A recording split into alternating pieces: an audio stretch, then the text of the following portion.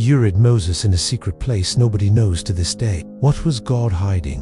What mystery wrapped that final moment? Moses' death was not just the end of a man, it was the end of a prophetic era and the beginning of something far greater. In this video, you're about to discover the 7 shocking events God unleashed immediately after Moses left the stage. These moments reveal not only the future of Israel, but timeless lessons for anyone facing the loss of a leader, a mentor, or a season in life. Now, picture this. Moses standing on Mount Nebo, his eyes fixed on the promised land, just steps away but never to set foot on it. 40 years leading a nation through deserts, rebellions, miracles, and divine encounters, all culminating in this bittersweet farewell. Deuteronomy 34:5-6 tells us, God personally laid him to rest in a hidden grave. No public funeral, no tombstone, only divine secrecy. It's as if God wanted to protect something, his legacy, his influence, or perhaps the hope of what was yet to come. And then there was Joshua, the humble servant, once Moses' aide, now chosen as the new leader. But how do you continue when the one who heard God face to face is gone? Who now will speak for God with such intimacy? This tension, this uncertainty, sets the stage for the astonishing events that followed and for a spiritual lesson that resonates even today. It's not every day you hear about a fight in heaven, but that's exactly what happened when Moses died. His body, believe it or not, became the target of a spiritual dispute between the archangel Michael and Satan. Now, think with me. Why would the devil be interested in a body? Simple. Because where there is a memory of glory, there is potential for idolatry.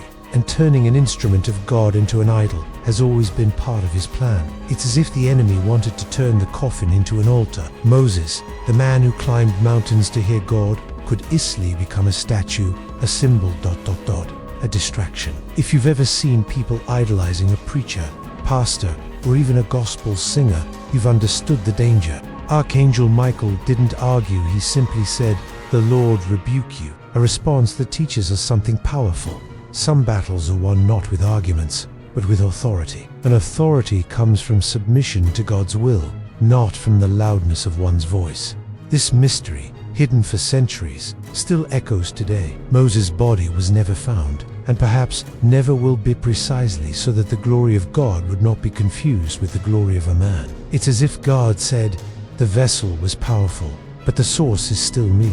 This prepares us for something that, honestly, few are ready to face. What happens when the visible miracle stops? For 40 years, manna had fallen like clockwork, heaven's delivery service, straight to the desert floor. Every morning, the people of Israel would wake up to God's provision without lifting a finger to earn it. But suddenly, after Moses' death, the manna stopped. Just like that, it was as if God closed the faucet and said, "Now it's your turn." It wasn't a punishment, it was a promotion.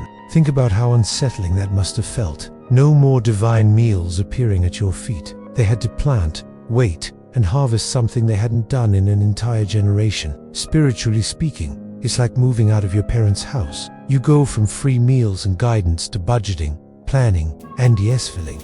But maturity is never born in comfort. It's forged in responsibility. God knew they couldn't possess the promised land if they still acted like slaves in the wilderness. They needed to shift from a mindset of survival to one of stewardship. The end of manna wasn't a sign of God's absence, it was proof of his trust. Just like a good father knows when to stop spoon-feeding his child, God knew it was time for them to walk on their own legs. That's how you grow.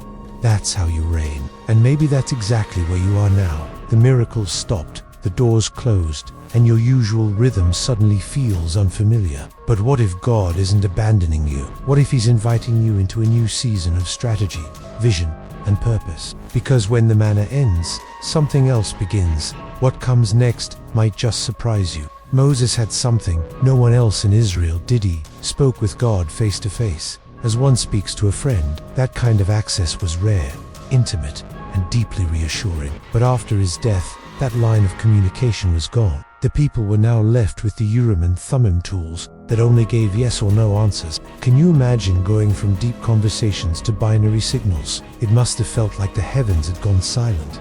It's like losing signal in the middle of a critical phone call. One moment you're hearing the voice of someone who's walked with you through everything, and the next you're staring at static.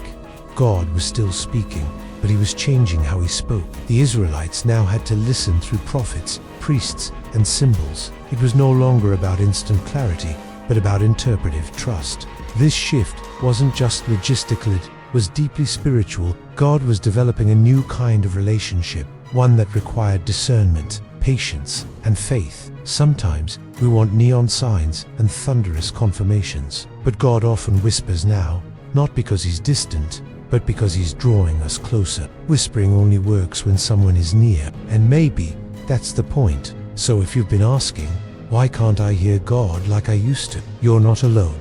It's not that he left, it's that he's teaching you to lean in, to search deeper, because while the burning bush may be gone, the still small voice might be closer than you think. And just when they were adjusting to this new form of guidance, something else, even more dramatic, began brewing.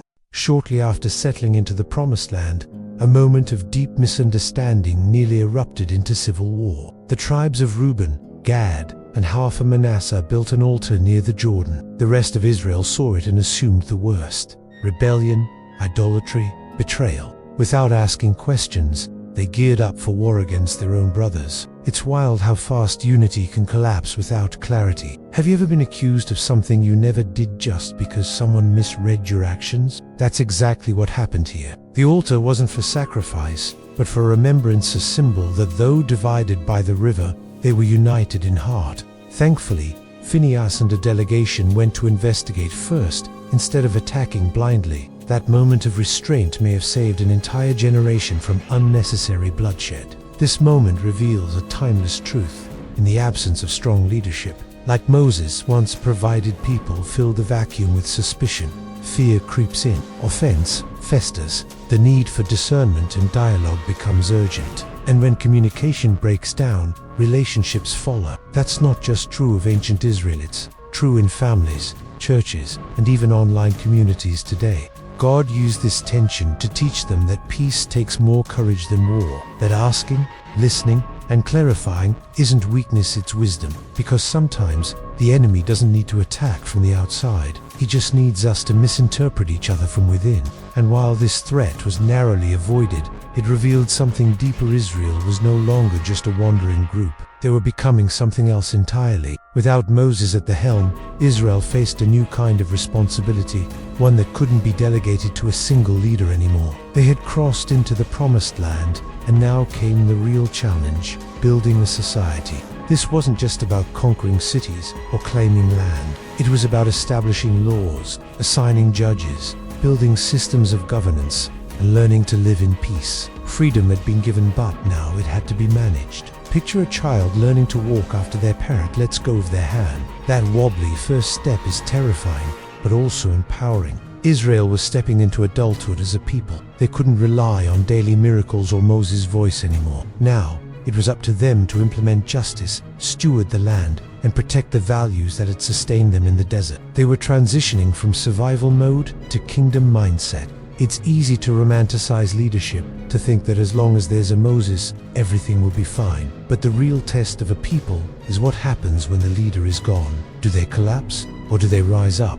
God had already planted in them everything they needed: principles, commands, examples. What they lacked wasn't power, it was confidence. And now was the time to put it all into practice. Sometimes, the greatest legacy a leader leaves is the space to grow. Moses led them out, but his absence led them into purpose, to maturity, to identity. And that same principle applies to us. When our Moses moments end, when mentorship, miracles, or guidance seems to vanish, perhaps, it's not abandonment, but invitation, an invitation into ownership. And just when they were learning to stand, something miraculous happened under their feet. The Jordan River wasn't just an obstacle, it was a test. The waters were at flood stage, overflowing their banks. Crossing it seemed impossible. But unlike the Red Sea, which split before they moved, this time God did something different. The waters didn't part until the priests carrying the ark stepped into the current. That moment redefined,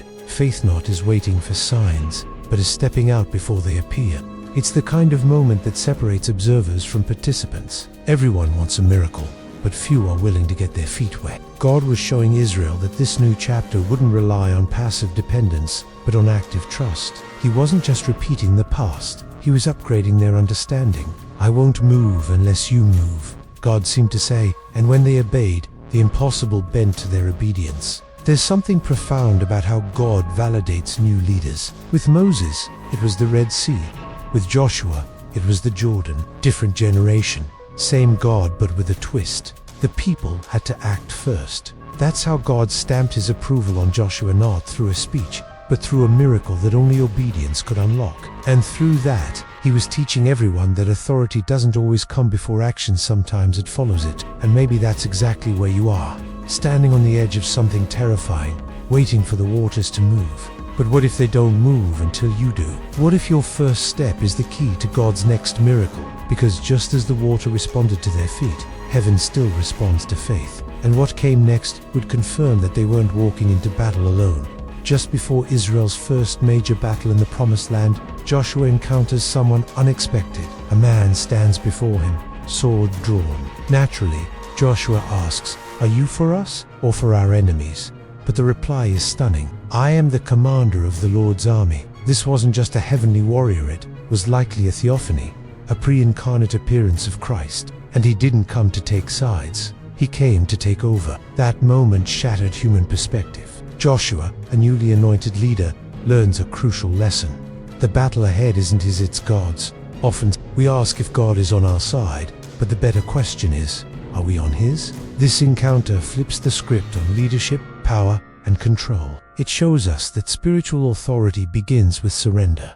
Before strategy comes reverence. Joshua's response is immediate and humble. He falls to the ground and asks what message the Lord has for him. There's no pride, no presumption, just holy fear and obedience. And this becomes the blueprint for divine success. Not ambition, not numbers, not weapons, just alignment with heaven's purpose. God was preparing Israel for battle, but first, he had to prepare their hearts. And isn't that how it always is? Before every major breakthrough, there's a quiet confrontation with God. A moment where we realize that victory isn't about strength or status, it's about presence. And as Israel prepared to face Jericho, another divine shift was coming. One that would test their faith, their obedience, and their willingness to let go of yesterday's provision. The death of Moses wasn't the end. It was the beginning of a profound transformation. The people of Israel didn't just survive without their greatest leader. They stepped into a new season, learning to walk, fight, and lead on their own, carrying forward a legacy far bigger than any one man. Sometimes, the true power of a leader is revealed, not in their presence, but in their absence. Moses died, but God did not. And that's a truth that echoes far beyond ancient history. Wherever you are right now, maybe standing on the edge of your own promised land, remember this: losing a guide, a mentor, or a season of clarity isn't the end of the journey. It's an invitation to cross your own Jordan, to trust in what lies beyond the river, even when the path looks uncertain. If this episode moved you, get ready, because the next video will shake you even deeper. Click on the screen now to discover the tragic end of the apostles and their last powerful request before dying. It's a story that challenges everything we think about faith, sacrifice, and legacy. Before you go, take a moment to share what was the most striking revelation for you today. Comment below and help others who might be facing their own moments of transition. Like, share, and subscribe so you won't miss the next wave of powerful insights that will keep inspiring you to walk boldly into your purpose. The death of Moses wasn't the end, it was the start of a powerful transformation. Israel didn't just survive without Moses, they thrived, stepping into a new season of responsibility and faith. This shows us that sometimes the greatest legacy a leader leaves is the space for others to grow and flourish. Moses may have gone, but his impact became even greater through the people he prepared. Remember this: Moses died, but God never did. If you're in a season of transition, feeling lost or without a clear guide, maybe it's your own Jordan to cross. It's a call to trust what's ahead, even when the path seems uncertain and the familiar is gone. The story of Israel reminds us that God is plan doesn't stop just because a chapter closes. If this video touched you, wait until you see the next one. Click the video on your screen to discover the apostles' tragic final moments and their last heartfelt request before dying. Their story challenges us to embrace faith that goes beyond comfort and security, faith that changes everything. Now, tell me, Which of the 7 revelations impacted you the most today? Comment below and share your thoughts. Don't forget to like, share, and subscribe to keep receiving life-changing insights. Your journey is just beginning and I'm here to walk it with you.